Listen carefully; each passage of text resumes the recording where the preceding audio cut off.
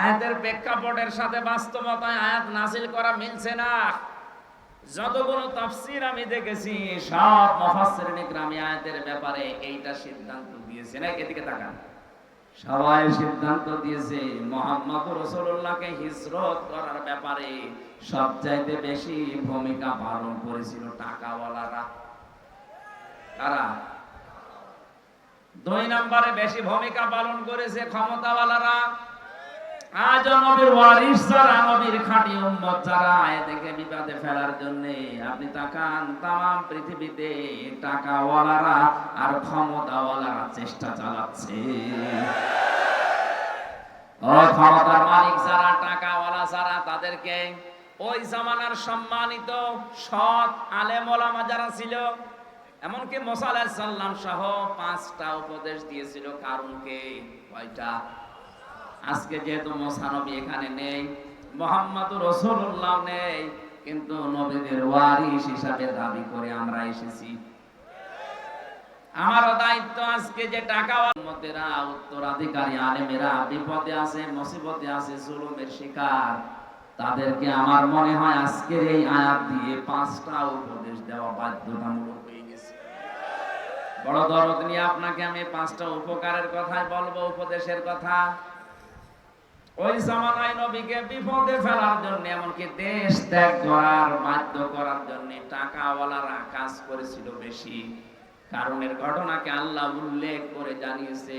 কারুনের ঘটনাকে উল্লেখ করার কারণ এটা, কারুনের মতো সম্পদ যারা, তাদের কারণে আলেমেরা এভাবে বিপদে পদে পদে পড়বে। হযরতে মুসা আলাইহিস সালামের চাচাতো ভাই ছিল এই কারুন। সূরা কাসাস ৭৬ নম্বর আয়াত খেয়াল করে করে মিলাবেন এবার। ইন্না কারুনা কানা মিন কওমি মূসা ফাবাগা আলাইহিম। আল্লাহ পাক বলেন, অবশ্যই কারুন ছিল মুসার বংশধর, মুসার বংশের লোক, তার কওমের জাতির লোক, এবং সে তাদের প্রতি বিদ্রোহ করেছিল। ওয়াতাইনাহু মিনাল কুনুজি মা ইন্না মাফাতিহাহু লাতানু বিল উসবাতি উলিল কুওয়া। আমি কারুনকে এত সম্পদের মালিক বানিয়েছিলাম, একদল শক্তিশালী যুবক তার সম্পদের শুধু চাবি বহন করার জন্য লাগতো। কুড়িগ্রামবাসী, এখান থেকে একটা শিক্ষা নেওয়া যায়। চাবি বহন করতে যদি একদল শক্তিশালী যুবক লাগে, তালা বহন করার জন্য কত দল লাগবে বলেন? কারণ 20টা চাবি মিলে একটা তালার সমান হয় না। কথা বলেন না কেন? তালা যদি এত হয়, তাহলে সিন্ধুক, বাক্স, ব্যাংক ব্যালেন্স কত ছিল, আরে ব্যাংকের সম্পদ কত ছিল, মাথায় ধরবে না। আল্লাহ রাব্বুল আলামিন বলেন, ওই সময় কারুনকে ওই জাতির লোকেরা 5টা বিষয় উপদেশ দিয়েছিল, বিশেষ করে যারা সৎ সম্মানিত আলেম ওলামা তারা। আজও জাতির ভেতরে যারা টাকাওয়ালা মানুষ আছে, আপনার টাকা কোন কাজে ব্যয় হচ্ছে, আপনাকে আমি কোরআনে কারীম দিয়ে 5টা বিষয় উপদেশ দিচ্ছি, ভালো করে মিলাবেন। ওই সময় আলেমরা কারুনকে ডাক দিয়ে বলেছিল, ইদ ক্বালা লাহু কওমুহু লা তাফরাহ। আনন্দ করো না বেশি। আজ টাকাওয়ালাদের আনন্দ আছে না নেই? কথা বলা লাগবে। আপনি দেখেন, এই দেশে ইসলাম বিরোধী যত কাজ, সব কিছুর মূলে টাকাওয়ালারা, আর পেছন দরজা দিয়ে নাড়াচাড়া দেয় ক্ষমতাওয়ালারা। এমন এমন গানের অনুষ্ঠান দিয়েছে যেটার দ্বারা আল্লাহর আরশ পর্যন্ত কেঁপে যায়। যে সমাজে বিশৃঙ্খলা, অশ্লীলতা বেড়ে যায়, মহান আল্লাহ সেখানে নতুন নতুন করে গজব নাযিল করেন। তার ভেতরে অন্যতম এই তাবদাহ। যিনি মনে করছেন এটা আল্লাহ এমনি দিয়েছে। ঢাকা শহরে যত নাইট ক্লাব আছে, গ্রাম্য মানুষ তো বুঝতেছেন না কি যে হয় সেখানে। আল্লাহ জানে, আর ফেরেশতা জানে, আর যারা করে তারা জানে। মানুষ যে এত নিচে নামতে পারে, 4-5 জন মিলে একাধারে ধর্ষণ করছে আর একজন করে ভিডিও করছে, দেখছে। এটা কোনো পশুর দ্বারা সম্ভব না। আল্লাহ পাক বলেন অখফিদ, খফজন মানে ডাউন করা, এরপরে ফল করে দেওয়া। তাম পৃথিবীর সন্তানদেরকে আল্লাহ জানিয়েছেন, পৃথিবীর সন্তানেরা তোমার মা বাবার জন্য তোমার ডানা যে ছায়া হয়, ডানার এই ছায়াটা ডাউন করার পরে ফল করে দিবা। আমরা দেখি মানুষের কোনো ডানা নেই, মানুষের আছে বাহু, হাত। আল্লাহ ইয়াদুন দিতে পারতেন, আগুদা দিতে পারতেন। এই শব্দগুলো আল্লাহ কোরআনে না দিয়ে এখানে জানাহুন দিয়েছেন যে তোমার ডানার জিল্লুন মানে ছায়া বা নম্রতা। তোর ডানার যে ছায়া হয়, এভাবে ডানা ধরবেন, এই যে নিচে একটা ছায়া পড়ছে, আল্লাহ এই ছায়াকে উদাহরণ হিসাবে আমাদের সাথে সেট করেছেন। তোমার হাতের যে ছায়া আছে, ডানার এই ছায়াটা মা বাবার উপরে এভাবে ডাউন করবা, এরপরে ফল করে দিবা। জ্ঞানী মানুষদেরকে আমি লক্ষ্য করার জন্য বলছি, আল্লাহর উদাহরণটা দেখেন, কি একটা চমৎকার উদাহরণ আল্লাহ আমাদের সাথে সেট করলেন। আমাদের যেহেতু ডানা নেই, ডানা আছে পাখির, আল্লাহ পাখির ডানা হাওলাত করে আমাদের লাগিয়ে দিলেন। কেন? কারণ আমাদের এই ডানার ভেতরে নরম কিছু নেই, সবই শক্ত। আল্লাহ হেলিকপ্টারের ডানা, এরোপ্লেনের ডানা, এই ডানাগুলো লাগাতে পারতেন, পাখির ডানা দিলেন কেন? কারণ হেলিকপ্টারের ডানা ডাউন হয় কিন্তু ফল হয় না, ফল হলে আর উঠবে না। আর আমাদের ডানার ভেতরে নরম সেরকম কিছু নেই। আল্লাহ পাখির ডানা নিয়েছেন এই কারণে, কারণ এর ভেতরে কিছু পর আছে, পালক আছে, এত সফট, এত নরম, এত কোমল, এত মার্জিত, একটার সাথে আরেকটা যখন লেগে যায়, পাখির এই বাচ্চাগুলো নিচে যখন আশ্রয় নেয়, তখন একটা কিচির মিচির আওয়াজ দেয়। বাংলা ভাষায় একে বলা হয় অনির্বচন আনন্দ। কুড়িগ্রামবাসী এই আলোচনাগুলো আমি সেমিনারে করি, এ কথাগুলো আপনাদের বুঝে আসছে কিনা আমি জানি না। তাকান কি উদাহরণ আল্লাহ দিয়েছেন। বাচ্চাগুলোর এই কিচির মিচির আওয়াজকে বাংলা ভাষাবিদ দ্বারা বলেছেন এটা অনির্বচন আনন্দ বা সুখ। পাখির এই বাচ্চাগুলো, মুরগির এই বাচ্চাগুলো মায়ের এই ডানার নিচে এই সফট, নরম, কোমল, মোলায়েম এ পাখার নিয়ে আশ্রয় নিয়ে এটাই জানাতে চাই, মা আমাদের উপরে যত আক্রমণ হোক, পৃথিবীর কেউ আমাদেরকে আর দেখতে পাবে না, আমরা নিরাপদে আছি। এই জন্য এই আওয়াজটা আমরা দিলাম, আমরা আনন্দে আছি। আল্লাহ পাক মানুষকে জানাতে চেয়েছে, হামজা তোর মা বাবা যতদিন দুনিয়ায় বেঁচে থাকে, তারা যেন মনে করে আমার হামজা থাকবে, অন্তত আমাদের আর কোনো চিন্তা নেই। কুড়িগ্রামবাসী, আমার মা বাবা, আপনাদের মা বাবা কি এটা এখন মনে করতে পারছে? বলেন না, পারছে না। কয়েকদিন আগে 6 ভাই বোন মিলে বাবার জমি জায়গা সব লিখে নিয়ে বাবাকে রাস্তায় ছেড়ে দিয়েছে। যা, আল্লাহ যে বললেন তোর মা বাবা যেন মনে করে যে হামজা থাকতে, অন্তত ওই সিরাজ থাকতে আমার আর যেন কোনো চিন্তা ভাবনা করা না লাগে। কই 6টা ভাই বোন, সব হায়ার এডুকেটেড, সব অনার্স মাস্টার্স করা, অথচ বাবার সম্পদগুলো সব নিজের নামে লিখে নিয়ে বাবাকে 95 বছর বয়সে রাস্তায় ফেলে দিয়েছে। যান, আপনারা দরকার নেই। আমি অনির্বচন শোক এই শব্দটা বোঝানোর জন্য কোরআনের আয়াতটা পড়েছিলাম। আপনি নিয়ামতের শুকরিয়া আদায় যদি করতে চান, এটা ফি জিলালিল কোরআনে সাইয়্যিদ কুতুব লিখেছেন, আপনার মনের ভেতরে একটা অজানা শোক আমার আল্লাহ নিজের পক্ষ থেকে দান করবেন। আপনি মনের অজান্তেই দেখবেন চোখ দিয়ে পানি পড়ছে। ওয়াইদা সামিউ মা উনজিলা ইলার রাসূলি তারা আ'য়ুনাহুম তাফিদু মিনাদ দাম'i মিম্মা আরাফু মিনাল হক ইয়াকুলুনা রাব্বানা আমান্না ফাকতুবনা মা'আশ শাহিদিন। সূরা মায়েদা 7 নাম্বার পারার প্রথম নাম্বার পৃষ্ঠার প্রথম নাম্বার লাইনের 83 নাম্বার আয়াত। এটা তাফসীরে হক্কানিতে আছে।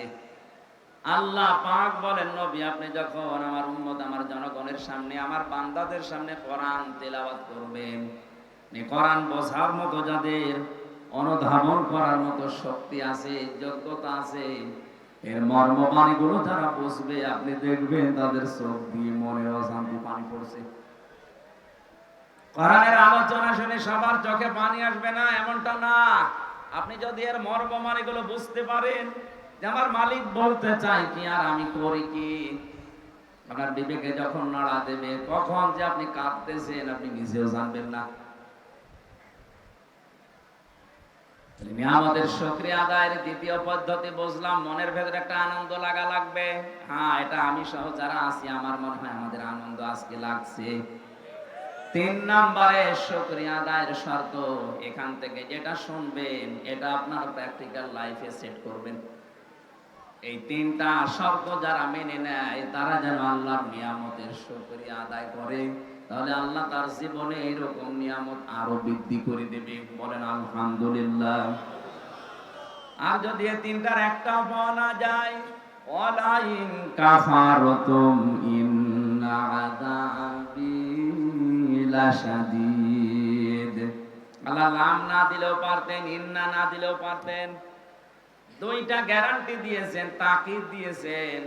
সত্যি যদি এই 3টা পদ্ধতিতে কেউ নিয়ামতের শুকরিয়া আদায় না করে, ওর জীবন থেকে জীবনের মতো ওটা আল্লাহ কেড়ে নেবে, আযাবের ভেতরে আল্লাহ ফেলে দেবে। তামাম বাংলাদেশ এখন গরম না ঠান্ডা, রহমত না গজব? আযাবের ভেতরে এমনি আল্লাহ ফেলে নাই। আমাদের যে আচরণ ছিল আল্লাহর নিয়ামতের সাথে, আচরণ আমরা করতে পারি নাই। ইন্নাল্লাযী লাইসা ফি জাওফিহি শাইউম মিনাল কুরআনি কাল বাইতিল খরিব। নবীজি বলেন যে অন্তরে কোরআন নেই, কোরআনের জ্ঞান নেই, আলো নেই, ওটা মানুষের অন্তর না, ওটা ওঝার গৃহ, শয়তানের ঘর। বলেন নাউজুবিল্লাহ। গ্রামবাসী, আমাদের অন্তর যেন শয়তানের ঘর হয়ে না যায়, ওঝার গৃহ হয়ে না যায়, মানব শূন্যহীন হয়ে না যায়, মনুষ্যত্ব যেন আমরা হারিয়ে না ফেলি। এই জন্য আহ্বান, এই সংগঠন 1 বছর পরে আমাদেরকে কোরআন ভেতরে দেওয়ার জন্য ব্যবস্থা করেছে। নাকি ওনাদের অন্য উদ্দেশ্য আছে? না, নেই। কোরআনে কারিম অন্তত কিছু না কিছু হলেও আমার অন্তরে যেন থাকে। আজকের আলোচনা থেকে আমরা যেন অন্তত কোরআন থেকে কিছু নিয়ে বাড়ি যেতে পারি। আল্লাহ তুমি আমাদের তৌফিক ভিক্ষা দাও। বলেন আমিন। দরুদ আর সালাম পড়ছি আমাদের নবী মুহাম্মদ রাসূলুল্লাহ সাল্লাল্লাহু আলাইহি ওয়াসাল্লামের প্রতি। আজকে তেলাওয়াত করেছি সূরা কাসাস ৭৬ ৭৭ 2টা আয়াত। আমরা তাফসীরুল কোরআন মাহফিল লেখা আকারে কথা বলবো ইনশাআল্লাহ। জবান খুলে কোরআনের এই আয়াত শয়তান যেন আশপাশে না থাকে সেই নিয়ত করে পড়ে। কারণ পৃথিবীর কোন ইবাদত করার আগে আউযু বিল্লাহ পড়া লাগবে, শয়তান থেকে আশ্রয় চাওয়া লাগবে, এমন কোন নিয়ম আমি পাইনি। শুধু কোরআন পড়ার আগে মাস্ট বি আউযু বিল্লাহ পড়াই লাগবে। এটা তো আমি বানালাম নাকি? হ্যাঁ, রংপুরবাসী, আল্লাহ পাক কেন কোরআনে কারীম পড়ার আগে আউযু বিল্লাহ পড়তে বলেছেন আমি তাফসীরে আয়াতে দেখেছি। নামাজ পড়তে গেলে আপনি আউযু বিল্লাহ পড়েননি, আপনার নামাজ হবে না। হ্যাঁ, অসুবিধা। রোজা রাখার আগে আউযু বিল্লাহ পড়েননি, আপনার রোজা হবে না। হজ করতে যাবেন, আউযু বিল্লাহ পড়েননি, আপনার হজ হবে না। পৃথিবীর কোন ইবাদতের আগে আউযু বিল্লাহ পড়া লাগবে, এটা মাস্ট বি। নেই। কোরআন পড়ার আগে আউযু বিল্লাহ পড়াই লাগবে, না পড়লে আপনার গুনাহ হবে ওয়াজিব তরক করার। আল্লাহ এই জন্য পড়তে জানিয়েছে। আল্লাহ ভালোভাবে জানেন পৃথিবীর কোন ইবাদতে শয়তান আমার বান্দাদের এত ধোঁকা দেবে না। কোরআনের কাছে আসতে গেলে যত ধোঁকা খাবে, কোরআন পড়ার আগে যেন শয়তান আপনাকে ধোঁকা দিয়ে বোকা বানাতে না পারে। জবান খুলে পড়েন আউযু বিল্লাহি মিনাশ শাইতানির বিসমিল্লাহির রহমানির রহিম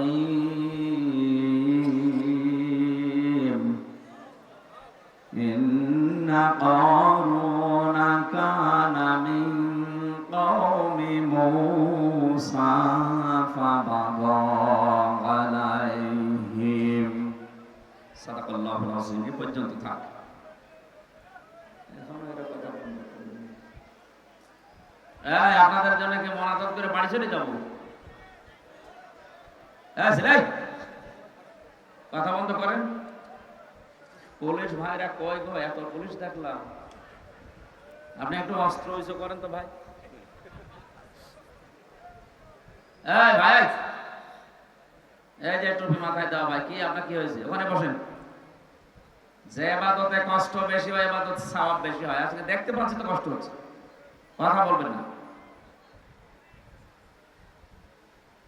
সহজ সরল বলে এত সহজ সরল এত সমস্যা।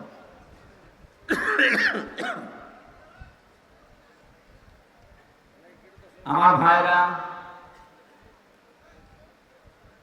সূরা কাসাস, কোন সূরা? কাসাস মানে ঘটনা সমূহ। 88টা আয়াত আছে, 9টা রুকু আছে। হিজরতের আগে নাযিল হয়েছে, এজন্য এটা মাক্কি সূরা। বিশ্বনবী মুহাম্মদ রাসূলুল্লাহ যেদিন মক্কা থেকে মদিনায় হিজরত করবেন, ওই দিন জুহফা নামক স্থানে বারবার কাবার দিকে তাকাচ্ছিলেন, ডাক দিয়ে বলছিলেন, কাবার মালিক, বড় আশা ছিল কাবার পাশে থেকে ঘরের খেদমত করব, কিন্তু এর নিষ্ঠুর সন্তানেরা আমারে থাকতে দিল না, আমি চলে যাচ্ছি। আল্লাহ পাক ঠিক ওই সময় সূরা কসসের 85 নাম্বার আয়াতটা সহ পুরা কসস সূরাটাই ওই জায়গায় নাযিল করেছেন। এখানে কয়েকটা শিক্ষা বের হয়, ভালোভাবে শুনবেন যেহেতু ক্লাস চলছে।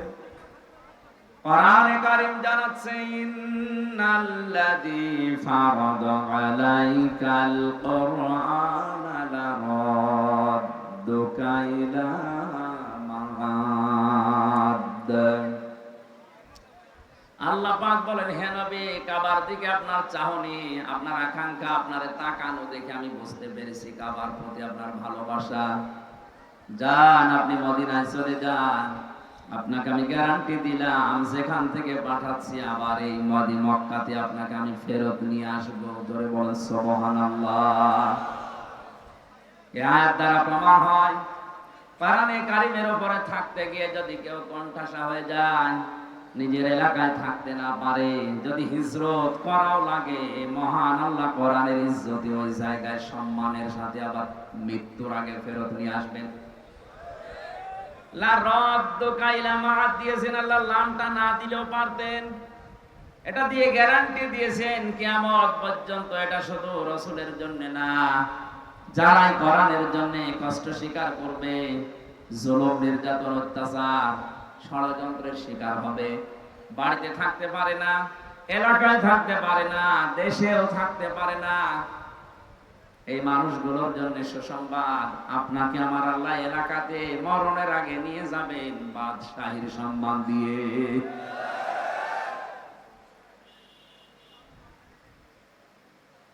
এই আয়াতগুলো নাযিল হওয়ার কারণে আমি 8টা পেয়েছি। তাফসিরে ফি জিলালিল কোরআনে 8টা ভাগে সূরা কসসকে ভাগ করেছে মুফাসসির।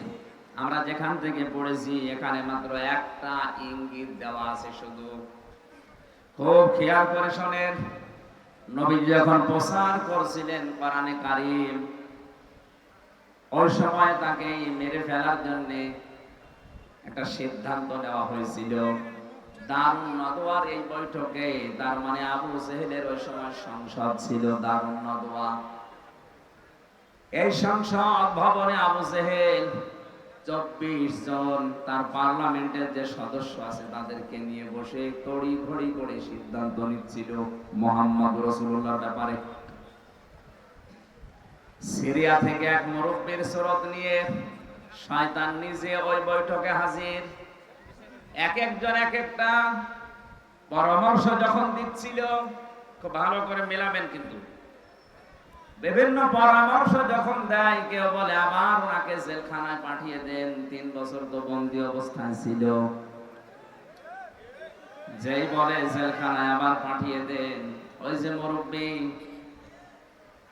দাড়ি বড় বড়, জোব্বা গায়ে দিয়ে, পাগড়ি মাথায় দিয়ে, হাতে তসবিহ দিয়ে এক কোনায় বসে আছে, এ মুরব্বী বারবার ভেটো দেয়, কি করবেন ওরে জেলখানায় দিয়ে? 3 বছর রাখার পরে দেখলেন না ওর জনপ্রিয়তা আরো বেড়ে গেছে। ওরা বলছে ঠিক আছে, তাহলে এটাই হবে না, আর কি করা যায়? আর একজন পরামর্শ দিচ্ছে, এক কাজ করেন, দেশ থেকে তাড়িয়ে দেন। সবাই প্রায় ওইদিকে রাজি রাজি। হঠাৎ ওই মুরব্বী ভেটো দিয়েছে, না, তাড়িয়ে দিয়ে করবেন কি? ও বাইরের দেশে যে দল পাকাবে। সবাই এবার ঘুরে তাকাচ্ছে, কি গো, কোন মুরব্বী তুমি? তোমারে তো দেখি নাই। তোমরা মুরব্বীর কথা শোনো, যে দেখবা। পরিচয় দেয়নি, কারণ এই শয়তান পৃথিবীতে 2 বার মানুষের সুরত নিয়ে আবু জেহেলকে ধোঁকা দিয়েছিল। একবার বদরের ময়দানে সুরাকার সুরত দিয়ে ধোঁকা দিয়েছিল, যে চিন্তা নেই আমি এসে গেছি। আর একবার এই যে দারুন নদওয়ার বৈঠকে এসে ধোঁকা দিচ্ছে। ডাক দিয়ে বলে, মুরব্বীর কথা যদি তোমরা মেনে নিতে পারো, আমি একটা পরামর্শ দিতে পারি। সবাই ঘুরে তাকিয়েছে, হ্যাঁ বলেন। আমার মনে হয় পৃথিবীতে এখনো এরকম মুরব্বীর স্রোত নিয়ে অনেকেই ধোঁকা দিচ্ছে।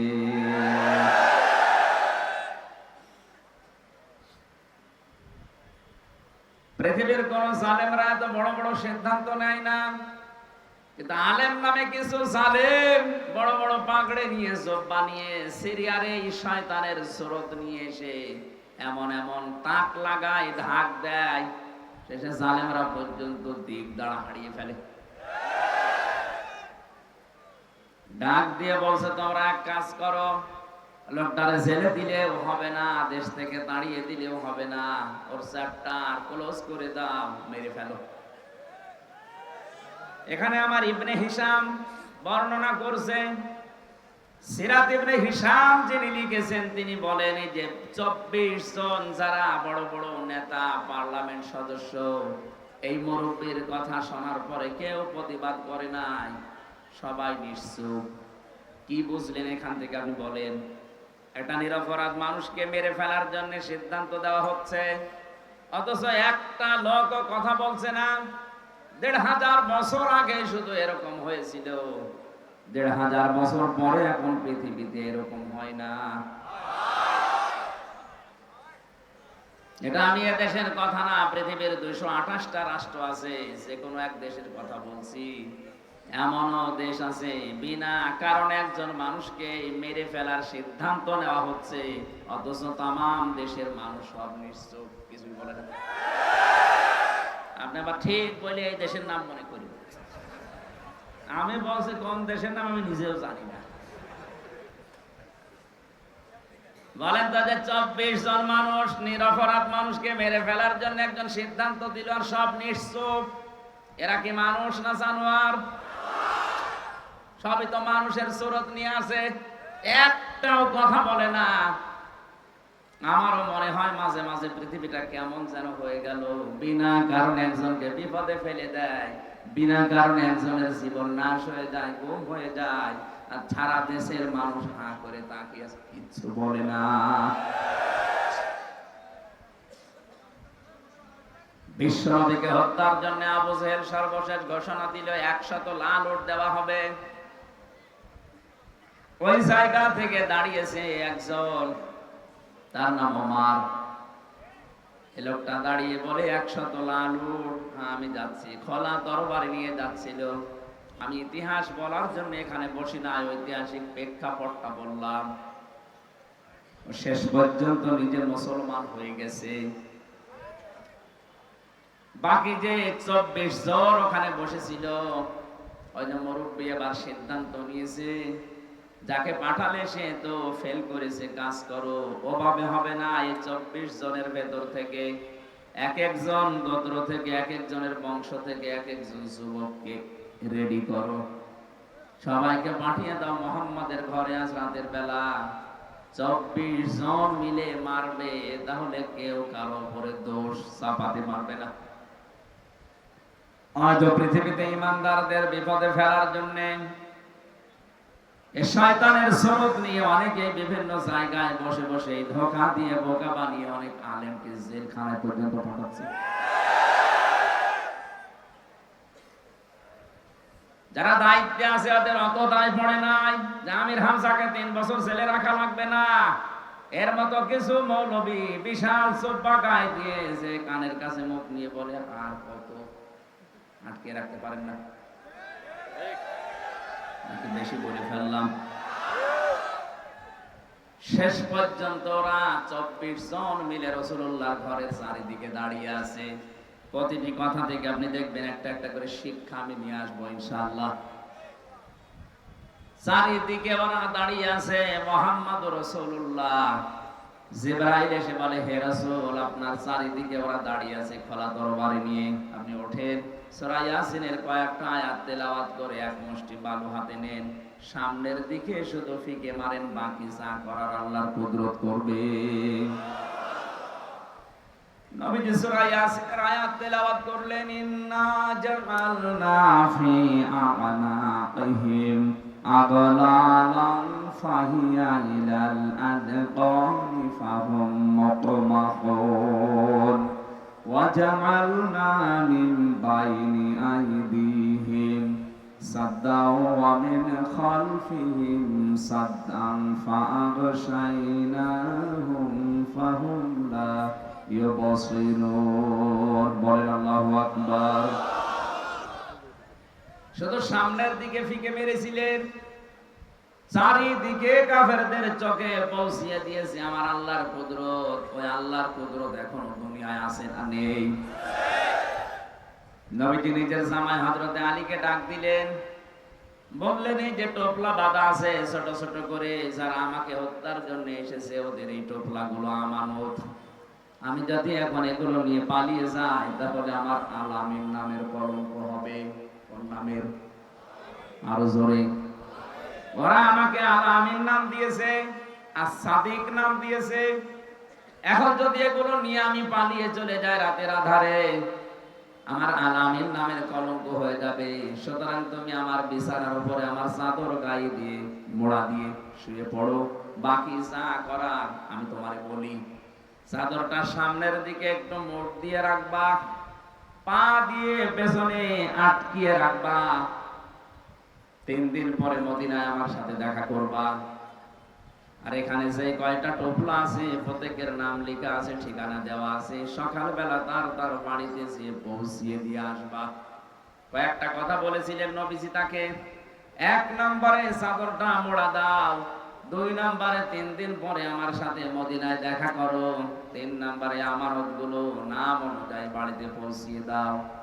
হযরতে আলী বলেন, ওই সময় আমার 100 ভাগ নবীর কথা বিশ্বাস হয়েছে, অন্তত 3 দিনের ভেতরে আমার মরণ হবে না। 3 দিনের ভেতরে যদি আমি মরে যাই তাহলে নবীর কথা মিথ্যা হয়ে যাবে, আর আল্লাহ পাক নবীকে মিথ্যাবাদী বানাবেন। সুতরাং 3 দিন আমার আর চিন্তা নেই।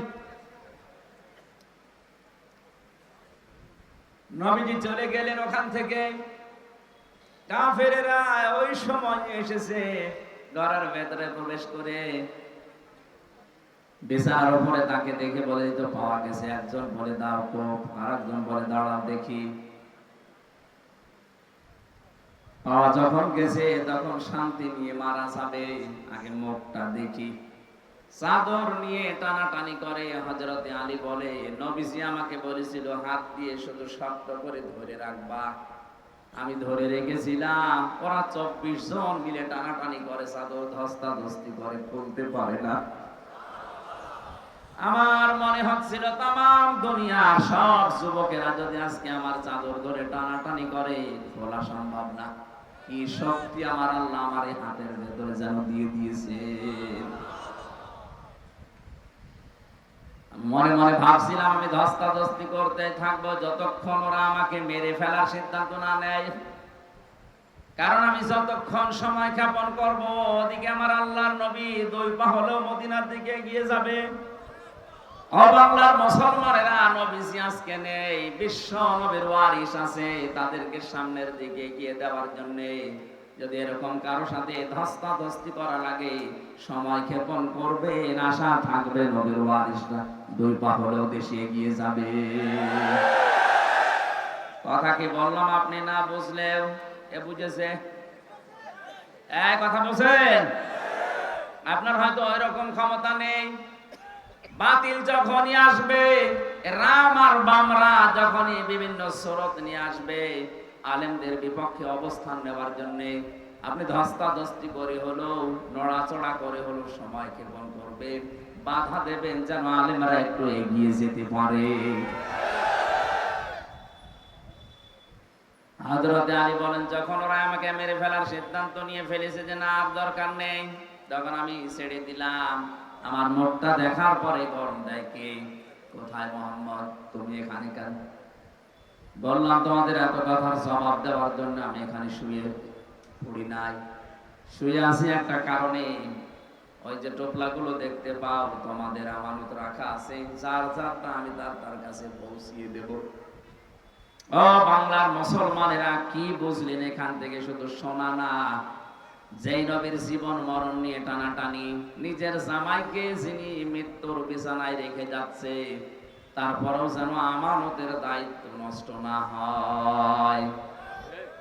আজ বাংলার 1628 জন মানুষ দায়িত্বে আছেন। কোরআনের মাহফিলে কসম করে বলতে পারি, এই 1628 জন মানুষ যদি হযরতে আলীর এই অনুভূতি নিয়ে আপনি দায়িত্ব পালন করেন, আল্লাহর কসম এই দেশটা একটা মিনি জান্নাত হয়ে যাবে। কেউ এই দেশের সম্পদ নিয়ে আর বেগম পাড়া বানাবে না, কারণ এটা আপনার সম্পদ না। এ দেশের কোনো মানুষের ক্ষমতা নেই নিজের পয়সা উপায় করে বেগম পাড়া বানানো। এটা সব জনগণের সম্পদ। এটা তো আমানত হিসাবে আপনি পেয়েছেন। আমানতের দায়িত্বটা যদি আপনি পালন করতে পারতেন, সত্যি কথা বলছি, কারো জন্য ব্যাংকের টাকা কেউ ফ্রিজে রেখে দেয়, কেউ বালিশের ভেতরে রেখে দেয়।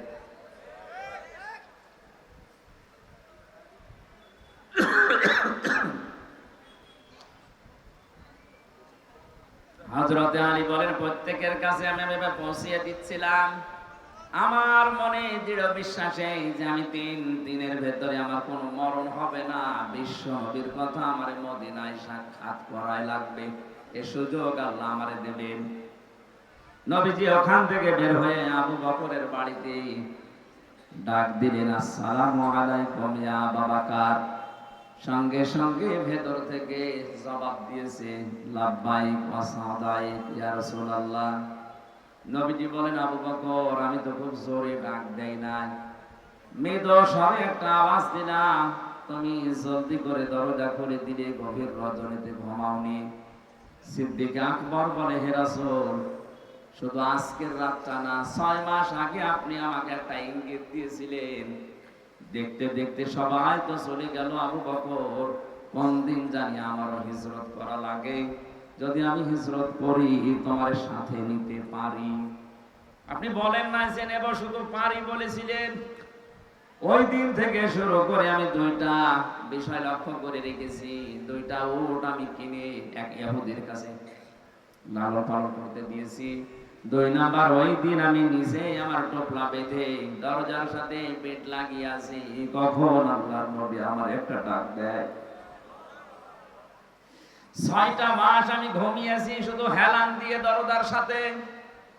বাংলার মুসলমানেরা, আমাদেরও তো নবীর আদর্শ মানতে গিয়ে এরকমই কষ্ট স্বীকার করা লাগছে।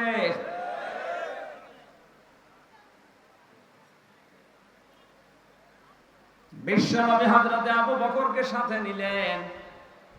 বাড়ি থেকে যেদিকে যাওয়ার কথা ওই দিকে না দিয়ে উল্টা দিকে আরম্ভ করলেন। নিজের সন্তান আব্দুর রহমানকে দিয়ে ওই ইহুদিকে খবর দিয়ে বললেন, 2টা উট নিয়ে আসো। 2টা উট নিয়ে তারা গেলেন।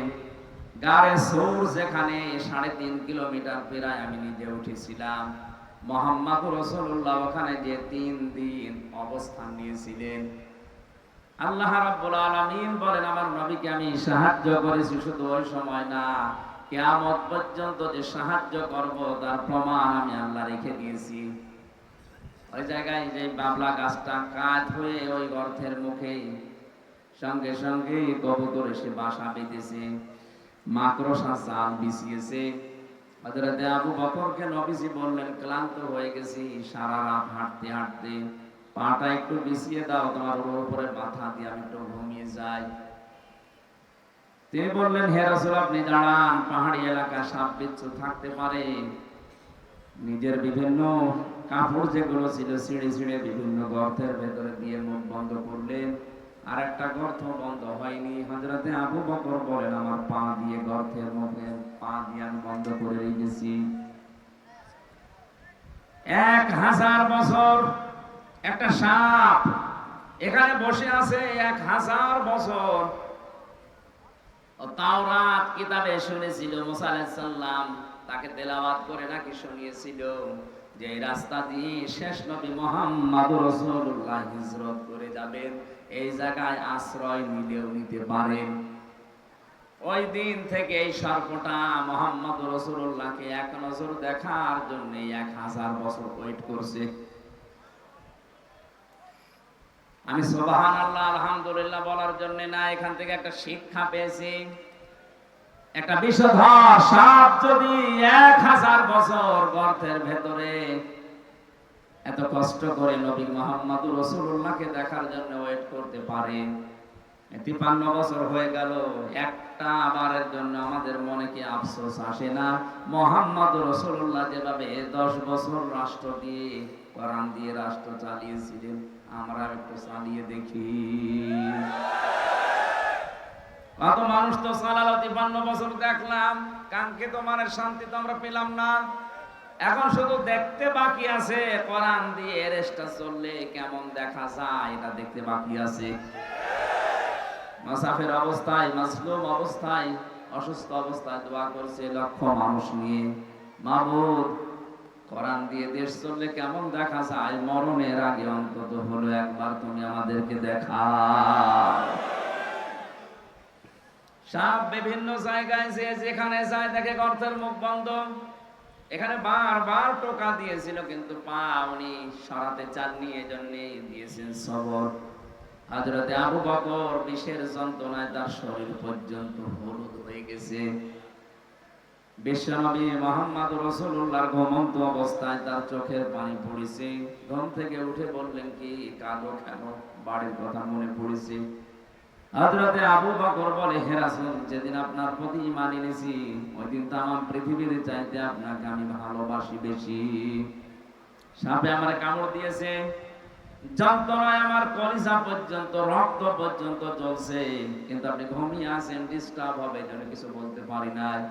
নবীজি মুখের লালা দিয়ে ওই জায়গায় লাগালেন, সঙ্গে সঙ্গে যন্ত্রণা বন্ধ হয়ে গেল। ডাক দিয়ে বলে, আবু বকর আমাকে আগে জানালে না, তাহলে এই কষ্টটা পেতে না। সিদ্দিক আকবর বলে, হে রাসূল এটা তো রক্ত জ্বলছিল, আমি যদি মারাও যেতাম মুহাম্মদুর রাসূলুল্লাহ আলাম করছিলেন তার আরামে আমি বিঘ্ন ঘটাতে পারতাম না। আল্লাহ বলেন, এভাবে যদি আমার রাসূলকে ভালোবাসতে পারো কি করব জানো? ইন কুনতুম তুহিব্বুনাল্লাহ ফাত্তাবিউনি ইউহিব্বুকুমুল্লাহ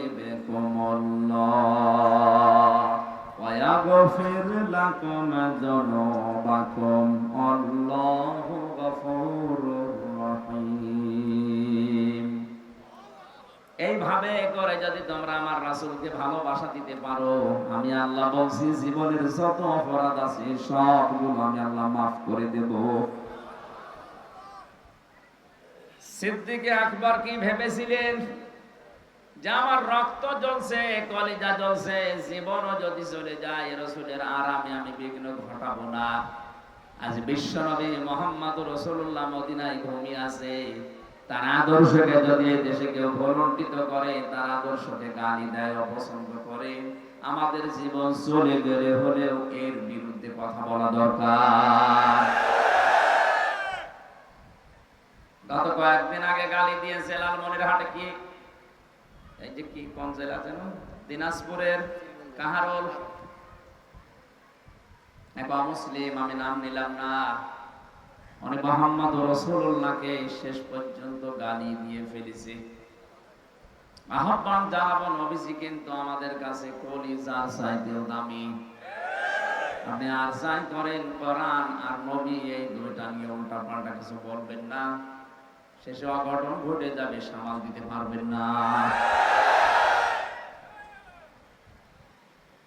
আমাদের পুঁজি তো এতটুকু, আমল দিয়ে জান্নাতে যাওয়ার মতো যোগ্যতা আমাদের নেই।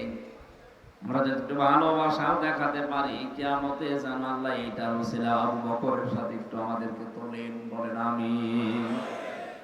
বের হলেন ওখান থেকে, কিছু দূর যান, পায়ের যে ছাপগুলো পড়তে থাকে, হযরত আবু বকর পায়ের ছাপগুলো ছেঁচড় দিতে দিতে মুছতে মুছতে যান। নবীজি বলেন, তুমি পা ছেঁচড় দাও কেন?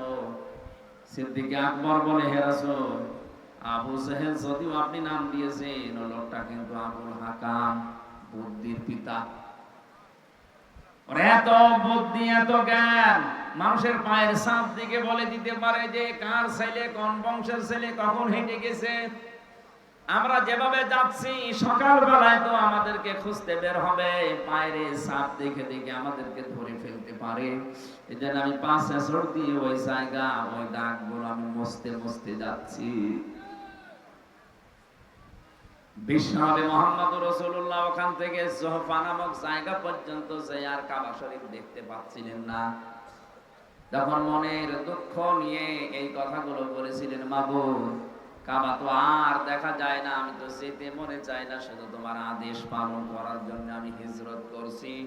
আল্লাহ ওই সময় সূরা কাসাসের 88টা আয়াত এক জায়গায় নাযিল করেছিলেন। আমার ঐতিহাসিক প্রেক্ষাপট বলার কারণ হচ্ছে, হযরত মুসা আলাইহিস সালামের জীবনী দিয়ে আল্লাহ আয়াত শুরু করেছিলেন সূরা কাসাস, আর শেষ করলেন কারুনের জীবনী দিয়ে। আমার প্রশ্ন হচ্ছে, মুহাম্মদ রাসূলুল্লাহর হিজরতের ঘটনাকে আমার আল্লাহ না উল্লেখ করে মুসা নবী, ফেরাউন, কারুন এদের কথা পুরা কসস সূরার ভিতরে দিলেন কেন? আর আমি যেখান থেকে পড়েছি, এখানে কারুনের জীবনী থেকে শুরু। আয়াতের প্রেক্ষাপটের সাথে বাস্তবতায় আয়াত নাযিল করা মিলছে না। যতগুলো তাফসীর আমি দেখেছি, সব মুফাসসিরিন ইকরাম আয়াতের ব্যাপারে এইটা সিদ্ধান্ত দিয়েছে না, এদিকে তাকান, সবাই সিদ্ধান্ত দিয়েছে মুহাম্মদ রাসূলুল্লাহকে হিজরত করার ব্যাপারে সবচাইতে বেশি ভূমিকা পালন করেছিল টাকাওয়ালারা। কারা? 2 নম্বরে বেশি ভূমিকা পালন করেছে ক্ষমতাওয়ালারা। আজ নবীর ওয়ারিস যারা, নবীর খাঁটি উম্মত যারা, এদেরকে বিপদে ফেলার জন্য আপনি তাকান, তাম পৃথিবীতে টাকাওয়ালারা আর ক্ষমতাওয়ালারা চেষ্টা চালাচ্ছে। ও ক্ষমতার মালিক যারা, টাকাওয়ালা যারা, তাদেরকে ওই জামানার সম্মানিত সৎ আলেম ওলামা যারা ছিল, এমনকি মুসা আলাইহিস সালাম সহ 5টা উপদেশ দিয়েছিল কারুনকে। কয়টা? আজকে যেহেতু মুসা নবী এখানে নেই, মুহাম্মদ রাসূলুল্লাহ নেই, কিন্তু নবীদের ওয়ারিস হিসাবে দাবি করে আমরা এসেছি।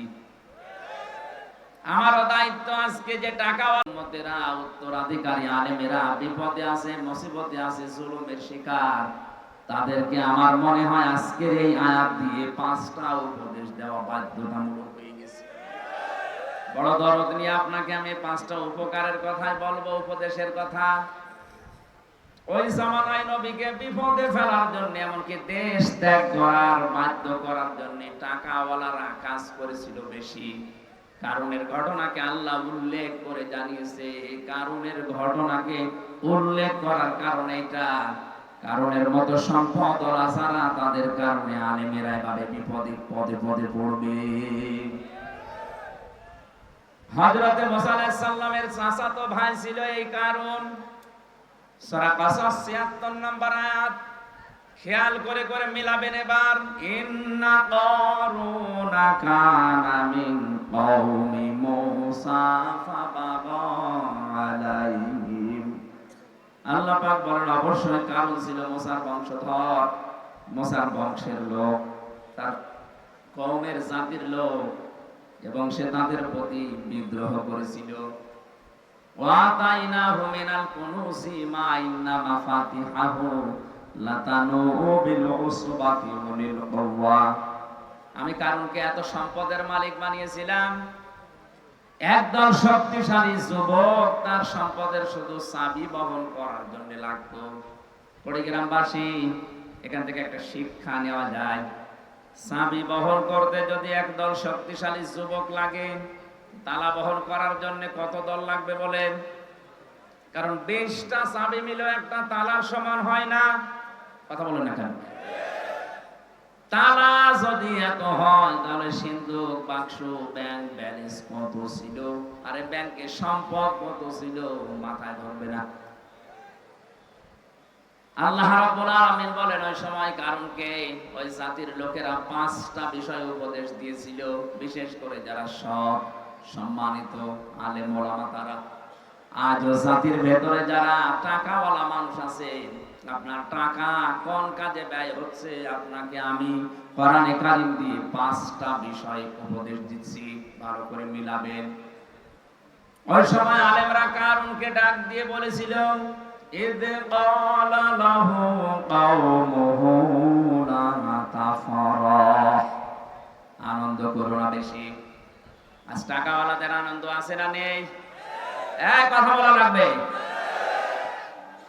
আপনি দেখেন এই দেশে ইসলাম বিরোধী যত কাজ, সব কিছুর মূলে টাকাওয়ালারা, আর পেছন দরজা দিয়ে নাড়াচাড়া দেয় ক্ষমতাওয়ালারা। এমন এমন গানের অনুষ্ঠান দিয়েছে যেটার দ্বারা আল্লাহর আরশ পর্যন্ত কেঁপে যায়। যে সমাজে বিশৃঙ্খলা, অশ্লীলতা বেড়ে যায়, মহান আল্লাহ সেখানে নতুন নতুন করে গজব নাযিল করেন। তার ভেতরে অন্যতম এই তাবদাহ।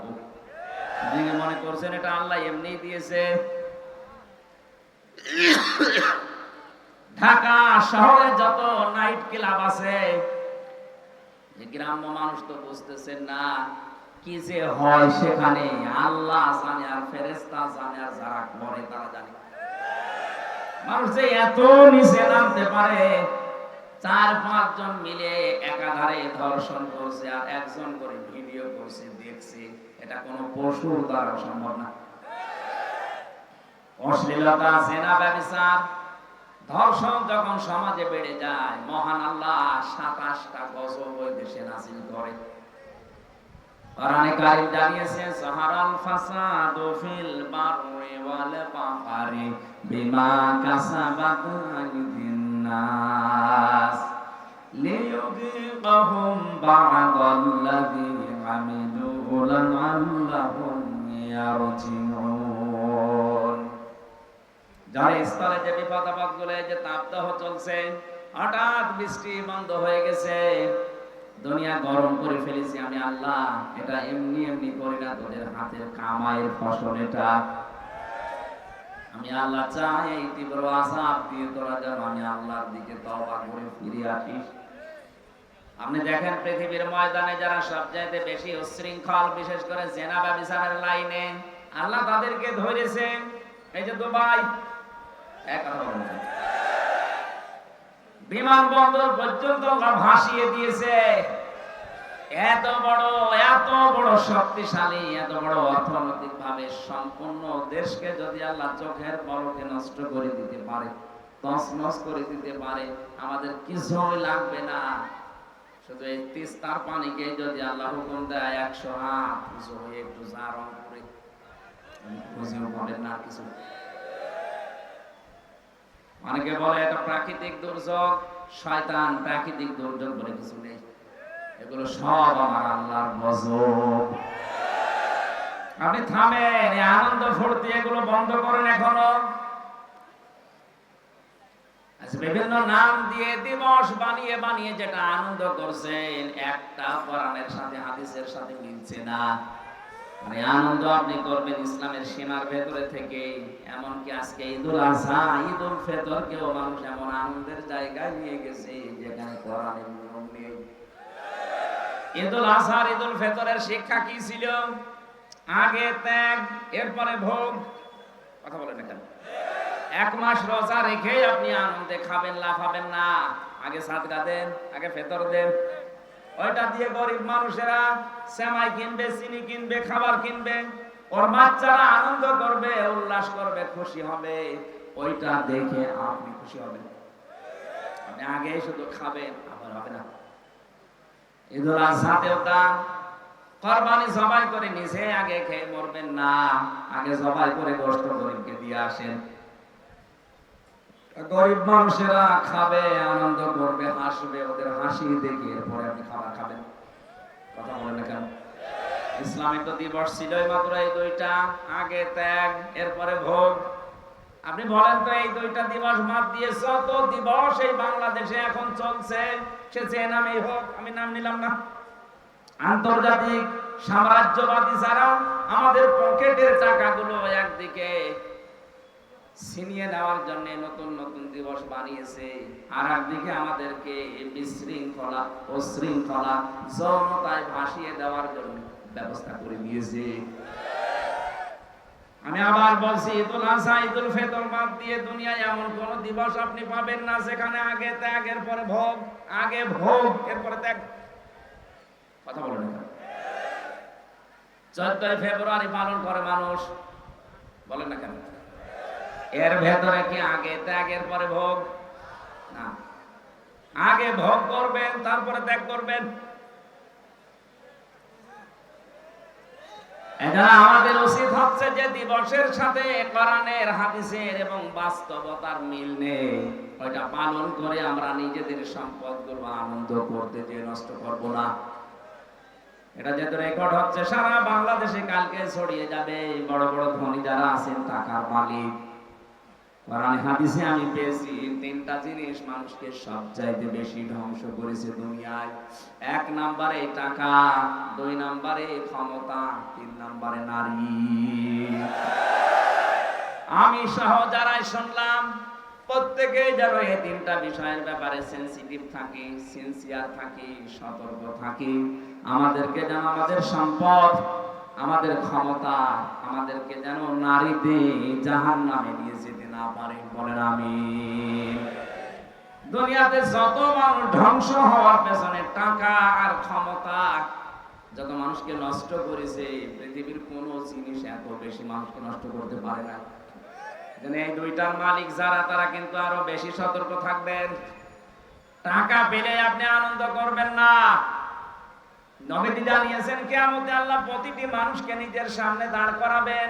মা তাসালু কাদামা বানি আদম রাদ্দি ইয়াউমাল কিয়ামাতি হাত্তা ইসালান 50 আন উমরিহি ফিমা আফনা ওয়া আন শাবাবিহি ফিমা আবলা ওয়া মালিহি মিন আইনা ইকতাসাবাহু ওয়া ফিমা আনফাকাহু ওয়া আন ইলমিহি মাযা আমিলা ফিহি মুত্তাফাকুন আলাইহি।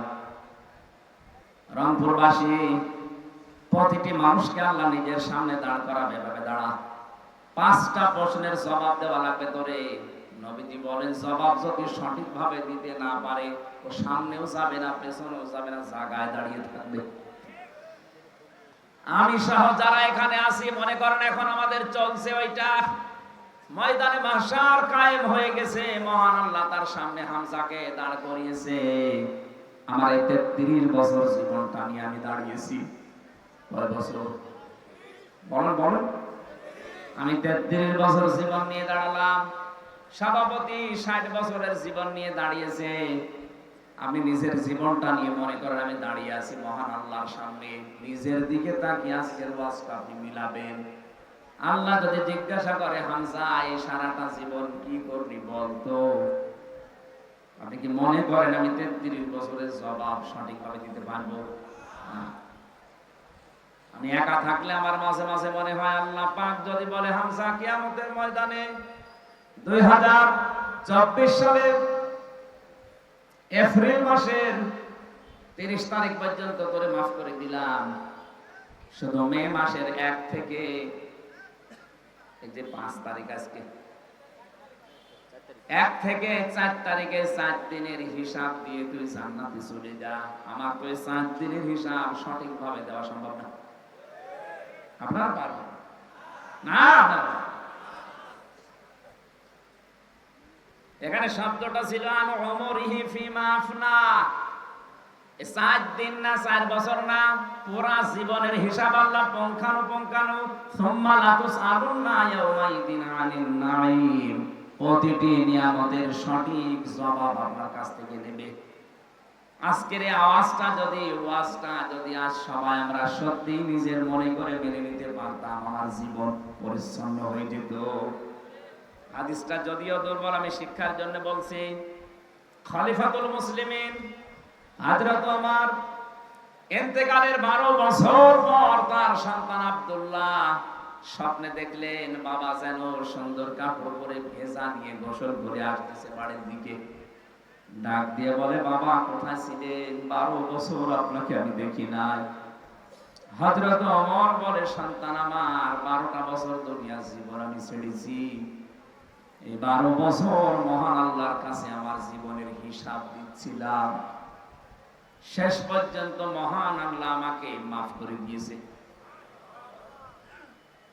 আমি সেদিন পঞ্চগড়ে একটা মাহফিল ছিল, ঠাকুরগাঁও রানী শঙ্কর, ওখানে বিচার ব্যবস্থার উপরে কথা বলতে গিয়ে বলেছিলাম, মহান রব্বুল ইজ্জত কিয়ামতে যে বিচার ব্যবস্থা সাজাবেন, 3টা পদ্ধতিতে আল্লাহ বিচার করবেন। কয়টা? বলেন। আল্লাহর বিচার ব্যবস্থায় কোনো অবিচারের লেশ মাত্র নেই, আছে? না। আল্লাহর বিচার ব্যবস্থায় ন্যায় বিচার করলে কেউ বাঁচবে না, সবাই ধরা খাবে। তাহলে অবিচার তো নেই, ন্যায় বিচার করলেও কেউ বাঁচবে না। কি করবে উনি? একটা রাস্তা খোলা আছে, মহান আল্লাহ যদি অবিচার, তো আমরা বিশ্বাস করি যে আল্লাহ অবিচার করবে না, ন্যায় বিচার করলেও ধরা খাবো। 3 নাম্বার একটা পথ খোলা আছে, মহান আল্লাহ যদি দয়া করে মাফ করে দেয় তাহলে আপনি জান্নাত পাবেন। হযরত ওমর বলে, সন্তান আমার, 12টা বছর মহান রব্বুল ইজ্জত আমার জীবনের ছোটখাটো বিষয়গুলো জিজ্ঞাসা করছিলেন, আমিও যেভাবে জবাব দিচ্ছিলাম। শেষ পর্যন্ত আল্লাহ বলেন, ওমর, আমার নামের খাতিরে তোরে আমি মাফ করে দিলাম। আমি এখন জান্নাতের নহর থেকে গোসল করে পোশাক পরে জান্নাতের দিকে যাচ্ছি। কুড়িগ্রামবাসী যার জান্নাতে যাওয়ার গ্যারান্টি দুনিয়ায় আল্লাহ সার্টিফিকেট আকারে পাঠিয়ে দিয়েছিলেন যে ওমর তুমি জান্নাতি, আকাশের তারকার চাইতে যার জীবনে নেকির কাজ বেশি ছিল, কোন রাস্তা দিয়ে গেলে 40 দিন ভয় পেত রাস্তায় আসতে। এই লোকটার যদি 12টা বছর লাগে তারপর আল্লাহ মাফ করে দিয়েছে। বলেন তো আপনার আমার কতদিন লাগতে পারে?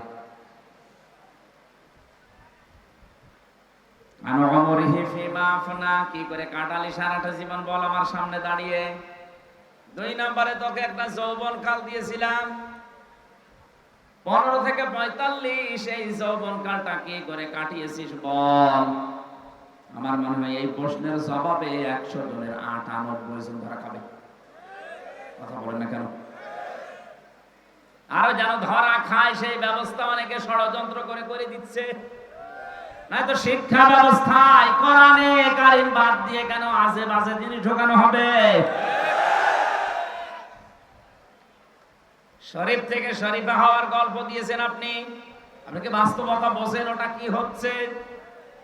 ওটা যদি শুধুমাত্র সিলেবাস পর্যন্ত থাকতো, কসম আল্লাহ আপনাকে আমি সতর্ক করার জন্য কিচ্ছু বলতাম না। কিন্তু বিষয়টা এমন জায়গায় 10 বছর পরে গড়াবে। সকালবেলা আপনি বলেন যে আমি শরীফ, বিকালে বলছেন না আমার কেমন যেন শরীফা লাগছে। আরে ভাই, আল্লাহ যাকে যে জাতি বানিয়েছে কিয়ামত পর্যন্ত চেষ্টা করেও তাকে নারীকে আপনি পুরুষ বানাতে পারবেন না, কারণ সে মেশিন পত্রই তো নেই। কথা বলছেন না? আপনি নিজেই বলছেন না আমার কেমন যেন লাগছে, আমি এখন আর শরীফ নেই, আমি শরীফা হয়ে গেছি। আপনি শরীফা হয়ে গেছেন আমি মানলাম, তো শরীফা হয়ে গেছি এই কথা বলে আপনি স্থির থাকবেন? বিকালেই তো বলবেন আমি যেহেতু শরীফা, আমারে তাহলে মহিলা হোস্টেলে সিট দেন।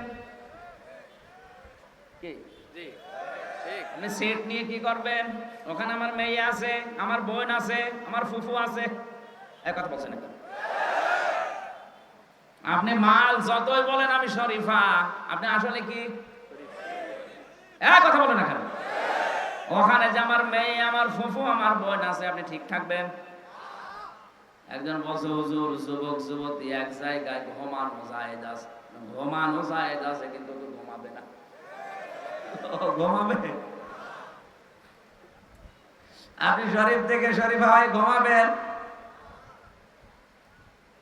সেটা আমার সামনে আমার মেয়ে যার সন্তান পেটে নিয়ে ঘুরবে, আমি কিছু বলতে পারবো না। আমাদের যৌবন বয়সের হিসাব যেন দিতে না পারি। অনেকে শিক্ষা ব্যবস্থায় উল্টা পাল্টা জিনিস ঢুকে আমাদের নষ্ট করার পায় তারা করছে। নিচে নামলাম না, এরপরেও যদি বলেন হুজুর আমি কিছুই বুঝি না, এদিকে আসেন, ঝড়ি কোদাল দিয়ে বলাচ্ছে আমার।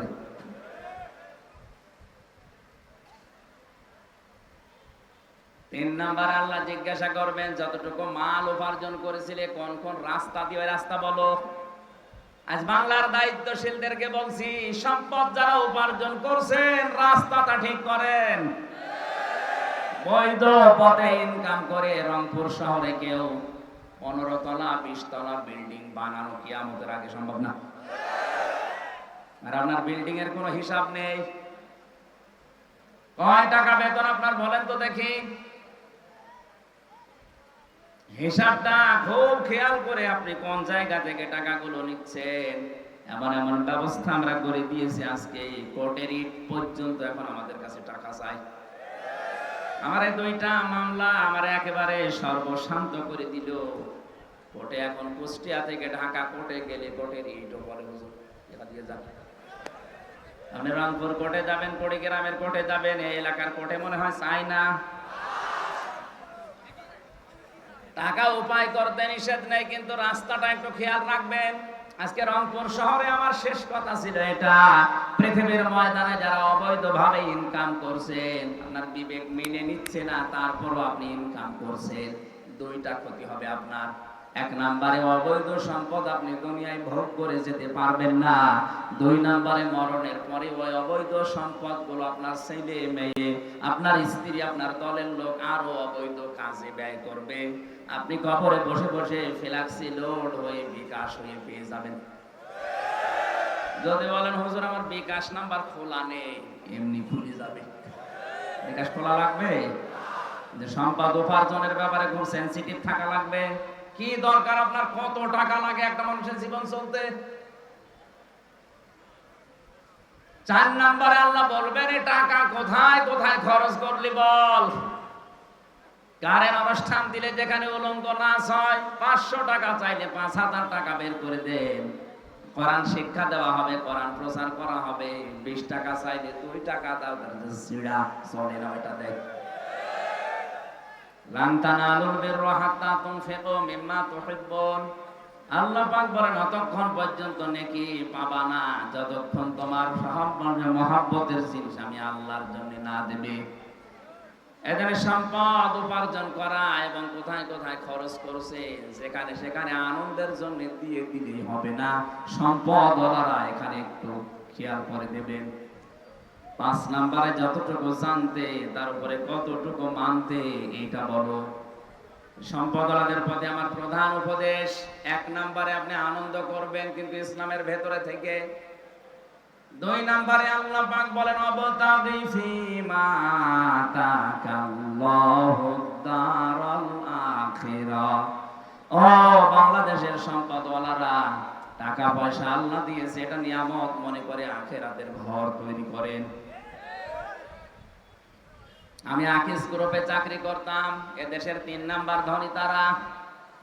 আমি যতদিন ছিলাম আমার ওই মালিককে আমি মাঝে মাঝে বলতাম আপনাকে আল্লাহ বহু টাকা দিয়েছে, কত টাকা আছে আপনি নিজেও জানেন না। কাজ করেন, এই টাকাগুলো দিয়ে আখিরাতের ঘর তৈরি করেন, কাজে লাগবে। কারণ ওরা ভালো ভালো অনেক কাজে ব্যয়ও করতো। টাকাওয়ালা যারাই আছেন আপনারা টাকা দিয়ে যেন আখিরাতের ঘর তৈরি হয়। 3 নম্বরে ওয়ালা তানসা নাসিবাকা মিনাদ দুনিয়া। আল্লাহ পাক বলেন হ্যাঁ তোমার নিজের অংশ ভুলে যেও না। আপনি দান করতে করতে ফকির হয়ে যাবেন, এটা আল্লাহ চায়নি। যার যে স্ট্যাটাস তাকে ওই অনুযায়ী চলা লাগবে। রংপুরের যিনি মেয়র আজকে ছিল আমার সাথে, উনি ঢাকা থেকে রংপুরে নেমেছে, ওখান থেকে ওনার বাড়ি মনে করেন 2 কিলোমিটার দূরে। উনি হেঁটে বাড়ি যাবে, ওনার জন্য জায়েজ নেই। কারণ ওনার যে টাকা আছে, ওনার ওই টাকা বৈধভাবে ব্যয় করার জন্য অনেক অটোওয়ালা, রিক্সাওয়ালা জায়েজ কাজে দাঁড়িয়ে আছে। তাদেরকে 50টা টাকা দিয়ে আপনি বাড়ি পর্যন্ত যান, ওর ওই 50 টাকা দিয়ে ওর ব্যবসা, ওর সংসার চালাবে, আর আপনি এখান থেকে 50 টাকা ওকে দিয়ে আপনি সঠিকভাবে বাড়ি পৌঁছাতে পারবেন। এখন যদি বলেন না আমি হেঁটে বাড়ি যাব, আপনার জন্য জায়েজ নেই। হেঁটে বাড়ি যাওয়া জায়েজ আছে তার জন্য যার কাছে কিছু নেই। ওয়ালা তানসা নাসিবাকা মিনাদ দুনিয়া, দুনিয়ার যে অংশ এইটা পেতে আপনি ভুল করবেন না, এটা আপনি সঠিকভাবে চালান। তাহলে এখান থেকে শিক্ষা কি? যার যে স্ট্যাটাস, যার যে যোগ্যতা, যার যে জায়গা, ওই জায়গায় সে যেন সঠিকভাবে চলে। আমি আমির হামজা, আমারে আল্লাহ যা দিয়েছে, আমার বাবারে যা দিয়েছে, আমি যদি এখন 20 টাকা গজের কাপড় পরি আমার জন্য জায়েজ নেই। আমার পরা লাগবে কমপক্ষে 250, 300, 500 টাকার গজের কাপড়, কারণ ওই যোগ্যতা আল্লাহ আমারে এখন দিয়েছে। কথা বলে না কেন? এমনও ধনী মানুষ আছে 25 টাকা গজের কাপড় কিয়ামতের আগ পর্যন্ত পরবে। কৃপণ হওয়া যাবে না। যে সম্পদ আল্লাহ দিয়েছে, যে অংশ দুনিয়ায় দিয়েছে, ওইটা আপনি ভোগ করতে পারেন জায়েজ ভাবে, কোনো অসুবিধা নেই। এক লোক বউকে বলছে আমি নামাজে যাব, আমার টুপিটা একটু ময়লা পরিষ্কার করে দাও। বউ কেচে দিয়েছে টুপি পরিষ্কার করার জন্য, কিন্তু ওই দিন আর সূর্য ওঠে নাই, রোদ নেই, এই জন্য টুপি আর শুকায় না। চিন্তা করছে ভেজা টুপি মাথায় দিয়ে গেলে মাথা আমার ঠান্ডা লেগে যাবে। স্ত্রী কাজ করছিল চুলার উপরে, ও টুপিটা এভাবে ধরেছে যেন শুকিয়ে যায়, আল্লাহর ইশারা হাত থেকে পড়ে আগুন লেগে গেছে। টুপির ওই ছাই তুলে কুলি করছে, দাঁত মাজার পর পানিগুলো যখন কুলি করে ফেলে দেয়, বলছে আল্লাহ টাকাগুলো আমি পানিতে ফেললাম। টাকা পানিতে ফেলিস। কৃপণতা করা যাবে না। যার যে অংশ আছে দুনিয়ায় ওইটা আপনি পালন করেন, পান, ভোগ করেন, অসুবিধা নেই। অবতাগি ফিমা ওয়াহসিন কামা আহসানাল্লাহু ইলাইকা। আল্লাহ পাক 4 নাম্বার উপদেশ দিয়েছেন ওই আলেমদের দ্বারা, ওই দেশের ধনীদেরকে, তুমি ইহসান করো হে কারণ, তুমি ইহসান করো হে কারণ, হে টাকাওয়ালারা, তোমার প্রতি আল্লাহ যেভাবে দয়া দেখিয়েছে, কিছুই ছিল না, তোমার এই পর্যায়ে আল্লাহ নিয়ে নিছে। সুতরাং তোমার এই সম্পদগুলো দিয়ে তুমি ইহসান করবা মানুষের প্রতি, যেভাবে আল্লাহ দয়া দেখিয়েছেন তোমার প্রতি। আজ বাংলাদেশে আমরা যারা টাকাওয়ালা আছি, ক্ষমতাওয়ালা আছি, আমাদেরকে ইহসান গুলো আল্লাহ পাক যেভাবে করেছেন, আমরা ক্ষমতা দিয়ে, টাকা দিয়ে যদি অন্যান্য সৃষ্টির প্রতি এভাবে দয়া দেখাতে পারি, কিয়ামতে মহান আল্লাহ আমার 70টা অপরাধ ঢেকে রাখবে, গোপন করে রাখবেন। এই সুযোগটা আল্লাহ টাকাওয়ালাদের, সম্পদওয়ালাদের এবং ক্ষমতাওয়ালাদের দিয়েছেন। এটা পেলে আপনি একেবারে মন মতো যা ইচ্ছা তাই করবেন না। যারা বিভিন্ন দায়িত্বে আছেন, সম্পদের, ক্ষমতার, বিভিন্ন পাওয়ারের এই জায়গায় আপনি থেকে মানুষের প্রতি ইহসান করে নিজের প্রতি ইহসান আল্লাহর তরফ থেকে বাড়িয়ে নেন, এটা সুযোগ আছে। একটা মানুষের অপরাধ যদি আপনি জানা শোনার পরেও যেভাবে হোক গোপন করে তারে বাঁচিয়ে দিতে পারেন, মহান আল্লাহ কিয়ামতে আপনার 70টা দোষ গোপন করে বাঁচিয়ে দেবেন। বলেন আমিন। অবতাগি ফিমা ওয়ালা তানসিন কামা আহসানাল্লাহু ইলাইকা ওয়ালা তাবগিল ফাসাদা ফিল আরদ। জমিনে বিশৃঙ্খলা তৈরি করা যাবে না। আমরা দেখছি এই দেশে যত বিশৃঙ্খলা করার জন্য চেষ্টা চালাচ্ছে, এর পেছনে সব টাকাওয়ালাদের অবদান। আপনার টাকা দিয়ে যেন কোনো বিশৃঙ্খল কাজ না হয়, উশৃঙ্খল কাজ না হয়, এটা আপনি হিসাব করে দুনিয়া চলবেন। ইন্নাল্লাহা লা ইউহিব্বুল মুফসিদিন। কোন সন্ত্রাসীকে আমার আল্লাহ পছন্দ করে না, ভালোবাসে না। এজন্য সন্ত্রাস যারা সৃষ্টি করছেন, বাংলাদেশ তো ভালোই ঠান্ডা হয়ে গেছে, ভালো চলছে, হঠাৎ এই দেশটাকে গরম করার জন্য যারা উঠে পড়ে লেগেছেন তারা থামেন। কারণ যারা বিশৃঙ্খলা করে, সন্ত্রাস তৈরি করে, মানুষের ভেতরে ত্রাস সৃষ্টি করতে চায়, তাদেরকে আল্লাহ পছন্দ করে না। আল্লাহ যদি কাউকে পছন্দ না করে জান্নাত দেবেন। বলেন বলেন। আল্লাহ আমাকে সহ যারা এসেছি এই 5টা উপদেশ বিশেষ করে ক্ষমতাওয়ালা টাকাওয়ালাদেরকে মেনে নেওয়ার তৌফিক দেন, বলেন আমিন।